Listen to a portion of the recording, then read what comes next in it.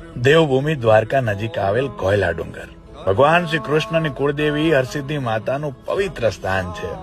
આ ડુંગર અરબી સમુદ્રના કિનારે સ્થિત છે અને સમુદ્રની સામે ઊંચાઈ પર આવેલું છે. કથા મુજબ બેટ દ્વારકામાં રહેતા રાક્ષસ શંખાસુરે દેવતાઓને અત્યંત ત્રાસ આપ્યો.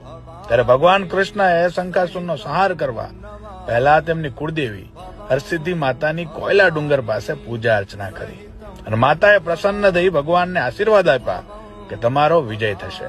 ત્યારબાદ શ્રી કૃષ્ણએ શંખાસુરનો વધ કર્યો અને માતાની કૃપાથી દ્વારકા ધામની સ્થાપના થઈ.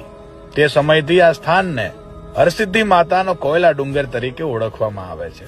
દર વર્ષે હજારો ભક્તો માતાના દર્શને આવે છે. ખાસ કરીને નવરાત્રી દરમિયાન એ વિશાળ મેળો ભરાય છે અને ભક્તો માતાની આરતી, ભજન અને ગરબાથી ડુંગરને ગુંજાવી દે છે. દેવભૂમિ